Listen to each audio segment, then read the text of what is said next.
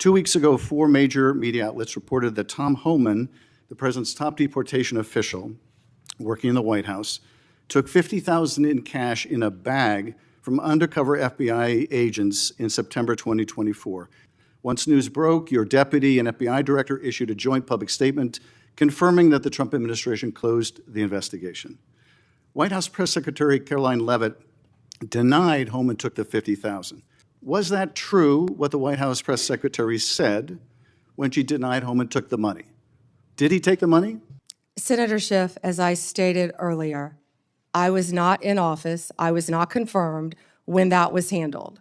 So does that Deputy Attorney General Blanche and Director Patel said that there was no evidence that Tom Homan committed a crime. So and, was she? Senator Schiff, was she if right? you worked for me, you would have been fired because you were censured by Congress for lying with your egregious. We can stipulate. Will you apologize to Donald Trump for trying to impeach him? I guess the answer is you won't support that after request. you now know that Joe Biden tried to cover up Hunter Biden's involvement with Ukraine.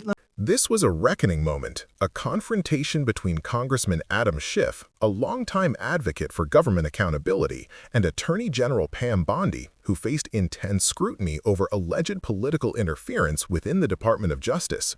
Schiff came in with a clear purpose, to expose how the Justice Department under Bondi's leadership has, in his view, been turned into a political weapon, used to shield Donald Trump's allies and target his critics. Madam Chair, Attorney General Bondi, at your confirmation hearing in January, made a clear commitment you would not politicize your position. We are here today at your first oversight hearing 9 months into your tenure, at a time when hundreds of career prosecutors have quit because they were required to take unethical actions at odds with that promise, or feared that they would have to take such actions if they remained on the job. When over 1,000 former federal prosecutors have sounded the alarm about the unprecedented degree to which the powers of DOJ are being abused to go after the president's enemies. I approach this hearing with a heavy heart. As a former federal prosecutor myself, I served in a department that, whether it was under a Democratic or Republican president, would never use the office to go after the president's enemies or to hide the corruption of his friends.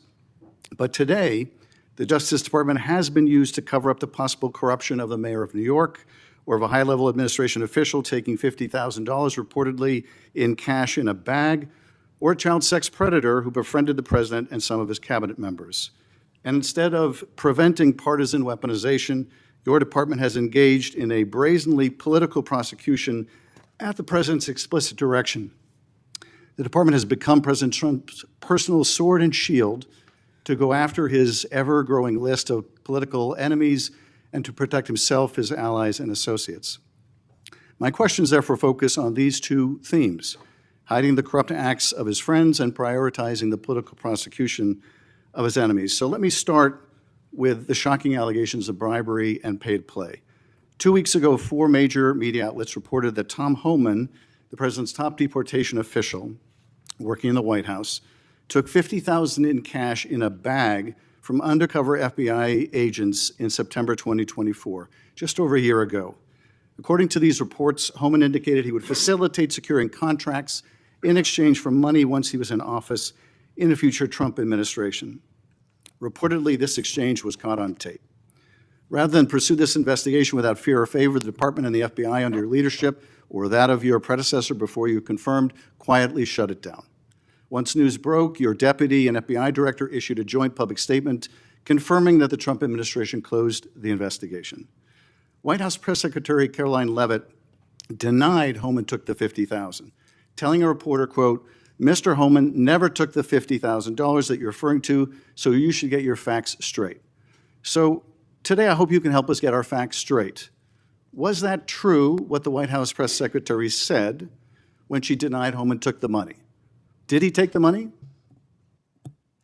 Senator Schiff, as I stated earlier, I was not in office. I was not confirmed when that was handled. So does that Deputy Attorney General Blanche and Director Patel said that there was no evidence that Tom Homan committed a crime. Yet now you're putting his picture up to slander him. No, I'm putting his picture up showing an interview he gave with, I think, Fox, in which he was asked explicitly about these allegations that he took a $50,000 bribe, and he refused to answer. He said he didn't answer the question whether he took the money, so I'm asking you the question. Did he take the money? Senator Schiff, I answered that question multiple times. And frankly, you know. Well, I don't think, with respect, I don't think you did. But in case I just didn't hear you, what is the answer? Did he take the money?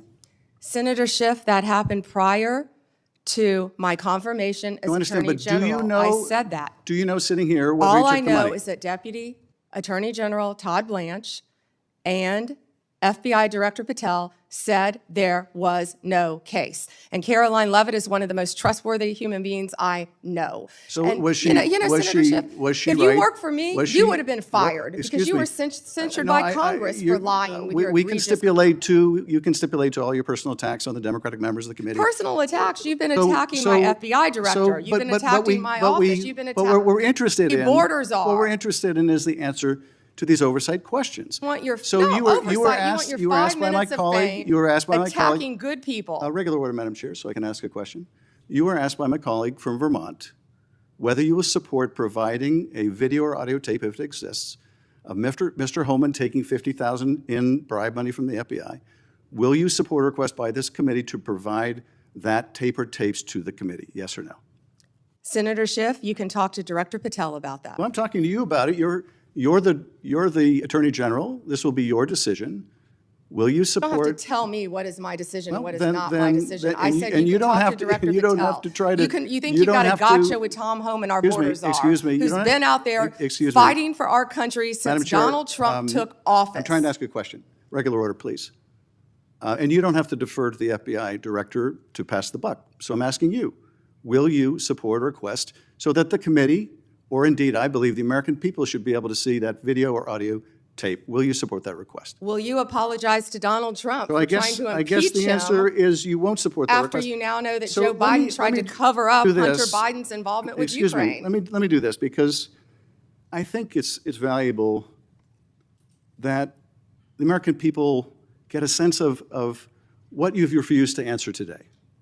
So these are just some of the questions you refused to answer, or have answered with personal attacks on members of this committee.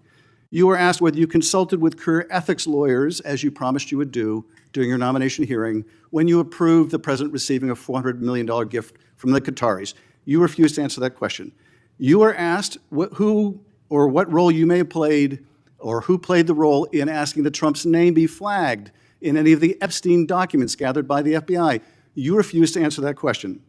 You were asked whether Holman kept the $50,000 bribe money. You refused to answer that question. You were asked whether Holman paid taxes on the $50,000 bribe money. You refused to answer that question. You were asked, did career prosecutors find insufficient evidence to charge James Comey? You refused to answer that question. You were asked, how are military strikes on these boats in the Caribbean legal? And you refused to even answer that question. You were have a asked, law degree, excuse Senator me, Schiff? excuse me. You were asked, did you discuss indicting James Comey with the president? You refused to answer that question. You were asked, did you approve the firing of antitrust lawyers who disagreed with the Hewlett-Packard merger? You refused to answer that question. You were asked whether you support a restoration fund for violent insurrections to attack the Capitol on January 6th. You refused to answer that question. You were asked whether you were firing career professionals, career prosecutors, just because they worked on January 6th investigations. You refused to answer that question. You were asked by my California colleague whether you believe government officials, like immigration officials, have to abide by court orders. You wouldn't even answer that question. This is supposed to be an oversight hearing. Oversight? Excuse me, you can attack me after my time is over. You've attacked all of us, including President Trump, for your You can entire attack me later, career. and I know you've got plenty of canned attacks. We've heard them all day today. Canned But this attacks is, on this you? Is, this is supposed No one to be... needs a canned attack on you. Regular order, Madam Chair. I'm trying to speak. This is supposed to be an oversight hearing of the Justice Department. And it comes in the wake of an indictment called for by the president of one of his enemies. This is supposed to be an oversight hearing, and it comes in the wake of revelations that a top administration official took $50,000 in a bag, and this department made that investigation go away. This is supposed to be an oversight hearing when dozens of prosecutors have been fired simply because they worked on cases investigating the former president. This is, and now What the current about the president. fires in California? And Do you this care is about that, supposed to Senator be, Schiff? this is, excuse me, this is supposed to be an oversight hearing in which members of Congress can get serious answers to serious questions about the Are the cover-up- riots in about the LA cover-up- serious? About the cover-up of corruption, about the prosecution of the president's enemies. And I think you owe the president an apology when will it be your entire career, that frankly. the members of this committee on a bipartisan basis demand answers to those questions and refuse to accept Clearly you're a personal, failed lawyer refuse because to you don't accept, understand when excuse someone me, can and cannot refuse answer to a accept question. personal slander as an answer to those questions. Personal slander. With Will you that, Madam Chair, apologize to Donald I yield Trump back. for slandering him? Personal slander. Senator Bribe. May I ask unanimous consent, Madam Chair, to introduce into the record the statement of 1,000 former Justice Department officials who warned that the Comey indictment is a democracy-threatening abuse of power. May I also request unanimous consent for the introduction to the record of 282 former career officials at the Justice Department raising the alarm who were voluntarily or involuntarily forced to leave the department because of improper actions taken by the Department of Justice. May I introduce with unanimous consent the Justice Department manual that talks about when initiating and declining charges are subject to impermissible considerations. And finally, Madam Chair, may I introduce the letter from Michael Ben-Ari, a career counterterrorism prosecutor, DOJ, a letter he nailed to his door, which concludes by urging officials to do the right thing for the right reasons, to follow the facts and the law, and raises the alarm that the decision to remove experienced career officials from U.S. attorneys' offices, the FBI, and critical parts of DOJ undermines our country's abilities to counter terrorist organizations, malign nation-state actors, and countless others that seek to harm our nation and its citizens. And he believes that the priority is prosecuting the still president's arguing, enemies or are you admitting rather that? than Ms. protecting Bondi, the country. one moment. May I have unanimous Are you consent to enter entering these that into the record? without objection? Thank you. I yield back. Senator Bribe. Senator Moody, may I clarify one thing he entered in the record? I just want to say that I believe he entered a letter by 200 and something former employees. Well, I believe the spokesperson for that letter was also the spokesperson for Jack Smith. Senator Bribe. And the tension you felt throughout the exchange wasn't just about one case. It was about whether the rule of law in America still applies equally or only to those in power. Schiff's questioning laid bare the unease many career prosecutors have voiced for months. Over 1,000 former DOJ officials have warned that political loyalty has started to outweigh professional ethics. That's not an abstract concern. It strikes at the very heart of what separates a democracy from an authoritarian system. When Schiff pressed Bondi about reports that Tom Homan, a senior Trump immigration official, allegedly accepted $50,000 in cash from undercover FBI agents, he wasn't just asking about one man's alleged misconduct. He was pointing to a deeper rot, the perception that corruption within Trump's orbit is quietly ignored or buried when it becomes politically inconvenient. Now notice how Bondi responded. Instead of directly answering whether the alleged bribe ever happened, she repeatedly deflected, pointing to others, blaming predecessors, invoking loyalty to trustworthy political allies, even turning personal toward Schiff. This is a classic political strategy. When the facts are uncomfortable, shift the focus to the messenger. But Schiff didn't back down. He documented one by one every question Bondi refused to answer, from the $400 million gift to Trump from Qatari sources, to the firing of prosecutors who worked on January 6 investigations, to the possible shielding of Trump allies from prosecution. His list wasn't just rhetorical. It was a statement about transparency, or rather, the lack of it, at the highest levels of power. And this is what's so striking. In any healthy democracy, the Justice Department isn't supposed to serve the president, it's supposed to serve the law. Career prosecutors, not political appointees, are the guardians of that line. When those professionals are sidelined, replaced, or intimidated, it doesn't just threaten one case, it erodes the entire foundation of impartial justice. Schiff's passion here came from experience. He served as a federal prosecutor. He knows what it means to pursue justice without political fear. That's why his frustration felt so raw, because he's seen firsthand what it looks like when the system works the way it's supposed to, and right now, it doesn't. Bondi, on the other hand, reflected a familiar pattern we've seen in Trump-era officials: loyalty over law, narrative over accountability.